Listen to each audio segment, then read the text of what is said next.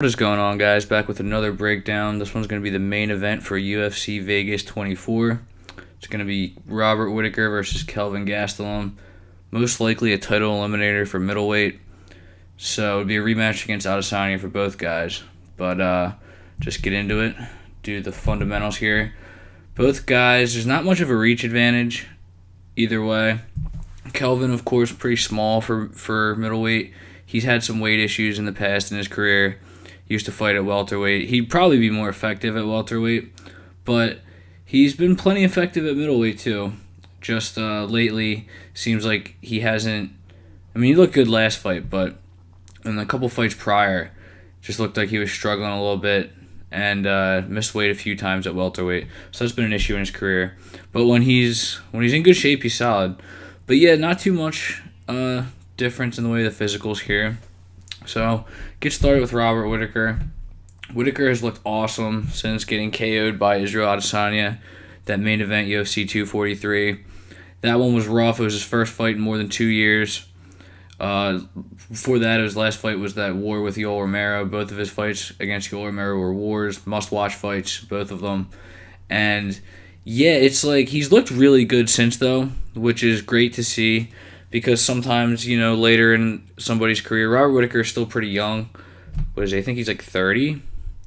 Yeah, he's 30, so he's still pretty young, but, when you've been fighting, it's different. It's like pitching in baseball, it's innings on the arm. It's not necessarily age. So Whittaker's been around, and when you get knocked out like that, sometimes guys tend to just trend downwards.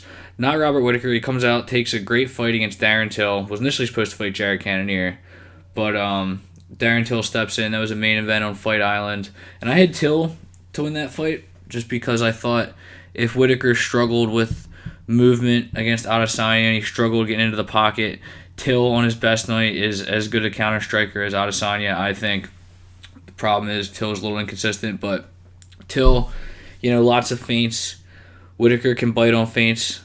So he was having some success early, but Whittaker really adapted, really worked the leg kicks, really slowed Till's movement down. So that was a crucial win to that fight. And then he just used the wrestling. Once he got Till to the ground, there was just nothing he could do. He's one of those guys. So that was a solid, gritty win for Robert Whittaker. Much needed at the time. Feels like every win for Robert Whittaker is much needed for some reason. But he's been doing great. And then he does end up making up that Jared Cannonier fight on the co-main of Khabib versus Gaethje. And that was just another fight where he looked great. It's probably worth watching if anybody is going to say that Kelvin Gastelum's wrestling is going to be a key in this one. Because the problem with that is Jared Cannonier, found his natural weight class late, it feels like. He used to fight at heavyweight, but he's looked excellent at middleweight. So I think that fight was about even money. I think Whittaker had the plus odds because I remember I did that one for the site. And yeah, Whittaker just really looked solid all around. He when he's in close, he's got great hooks, great uppercuts. He's always had a great head kick that he doesn't throw nakedly. Really sets it up well. And again, the wrestling in that one was solid. And yeah, Robert Whittaker, he's gotten this far by being well-rounded. We see all the time guys have to be well-rounded if they want to be legitimate title contenders, because everybody does get figured out eventually if you're a one-trick pony. So yeah, Robert Whittaker really making the case for either the best middleweight of all time if he's able to get the belt again, or he's definitely top 3 for UFC middleweights because you just look at this record, just nothing but success against killers. And he had a lot of knockouts on the way up. He hasn't had a knockout in quite a bit. And I don't necessarily think that's because he's lost his aggression. He's still moving forward.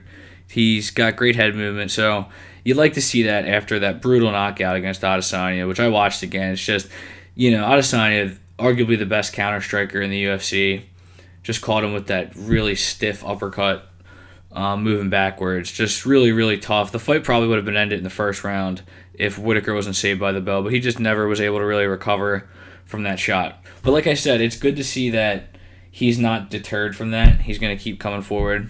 So then into Kelvin. Kelvin, another guy who was kind of really in dire straits for a second. A lot more than Whittaker was. But he did get the W last time against Ian Heinisch. It was much needed.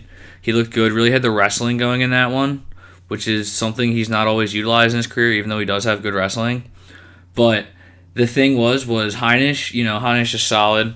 He can beat anybody in the top 10, top 15 on any given night, it feels like, especially in the back end of it.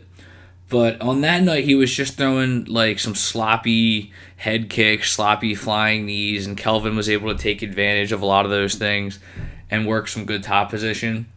So Kelvin looked good. It was a great bounce back win for him. But I don't know how much we can take away from, is Kelvin going to be using a lot more grappling now? I don't know. A lot of those grappling opportunities he got in that fight were kind of advantageous. And then against Jack Hermanson, that one was rough. Just kind of walked into a heel hook. It sucked. So a lot of people were on him in that one, saying that like he wasn't in good shape and whatnot. It was just one of those fights where like there's not much to make out of it. It was over quick.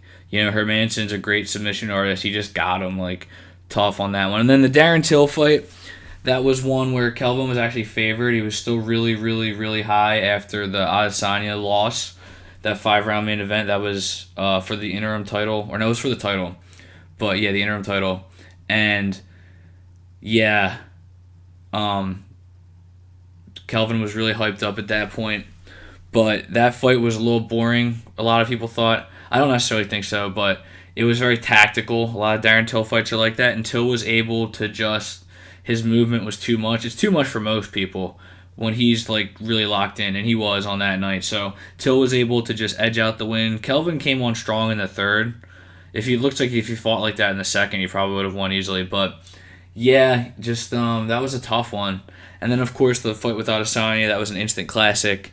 Kelvin's feints and his movement were on point in that one. That seems like everybody in the top of this division is just a really good kickboxer, really technical, and Kelvin has been able to hold his own against those guys, which is great. That's why everybody likes Kelvin. And then, before that Adesanya fight, which was really back and forth, again, I'm sure most of you have seen it, but if you haven't, definitely go watch it. It's one of the better fights you can watch.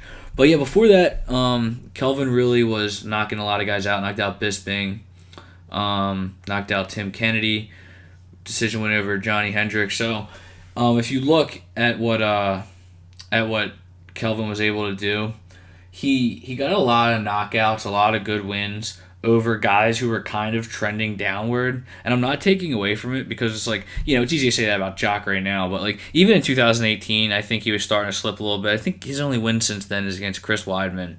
So, yeah, then Bisping, I think that was his last fight in the UFC. Let me see. It was either the last one or there was another one after that. Yeah, that was the last one. So, Bisping, that win is a great win if you're Kelvin trying to springboard yourself at the time, but like it's not like he beat prime Bisping. And then, Kelvin's been around for a while, a lot of great wins, but when it comes down to this one, guys, I just I still think that Robert Whittaker is just on a different level, and I think he's a little bit better everywhere, especially lately with Kelvin. He seems slower almost. Even in the fight against Heinisch, like, he doesn't seem to move as well as he did against Adesanya. Maybe I'm just seeing something, but he just doesn't seem the same. And that's not to say that he's not good, but I think that Kelvin has never gotten his hand raised against a fighter on the caliber of Robert Whittaker. And I say that because, like we said, we look back at his other wins, and it's just like, it just feels like all those guys were on the back end of their career. And when it comes down to this fight, I just don't see Kelvin being able to out-wrestle Robert Whittaker. Both guys are good in the clinch, but Whittaker better in close. Whittaker better at getting in and out. Whittaker's faster. I think Whittaker has more power. He has the edge in volume. And I just don't see how Kelvin wins this fight. It feels like we're gonna see that there's gonna be tears at the top of the middleweight division. And I know, a lot of people are still high on Kelvin because it feels like that fight against Adesanya was yesterday, but sometimes you just gotta look past things like that. And yeah, Kelvin was great on that night, but since then, there's just nothing really that shows me that he is still on this level of like top 5 title contender. And I could be wrong. I like both these guys, but again, if Kelvin's able to win this fight, I think it would just be like Whittaker's chin is just starting to go, or he just catches him with a great shot, because I just don't see it. I feel like Whittaker's beaten better guys recently, and yeah, it's been a while since we've really seen Kelvin just run through somebody of this level. So, from a betting perspective, this one's still good for a parlay piece. We got Robert Whittaker coming in at minus 280 on FanDuel. It's been around there. It's trended up a little bit. I think I saw it at minus like 260 as of last week, but yeah, I could see this one definitely going up to like minus 310. So yeah, for a parlay piece, this is great. That's what I'm going to use it for, and I'll have the bets posted on the site after this. If we look at method of victory, not a lot of value there, because over 5 rounds, I think Robert Whittaker by points most likely. Kelvin, I don't think has ever been knocked out in the UFC, and he's a great chin, but it's been a while since Whittaker has had a knockout. He probably really wants to put a stamp on this. I deserve a title rematch run he's been on, and he really does. Because if he's able to beat Kelvin here, especially by stoppage, that's a really, really good bounce back from that brutal knockout. So, yeah, not a lot of value in method of victory. If you really want to do a sprinkle bet, I think Robert Whittaker by TKO is probably the only value there. But I don't really think there is value. And if we look at what do we got for, will the fight go the distance? Yeah, it's just nothing really of value here. I bet over 2.5 is going to be over 4.5. Yeah, just nothing really to bet other than money line here. But I do think that Robert Whittaker money line at minus 280 is a great parlay piece. So yeah, guys, thank you. Thanks for watching. Be sure to subscribe. And like I said, I'll have the bets posted on the website probably tomorrow morning. So thanks again. Take it easy.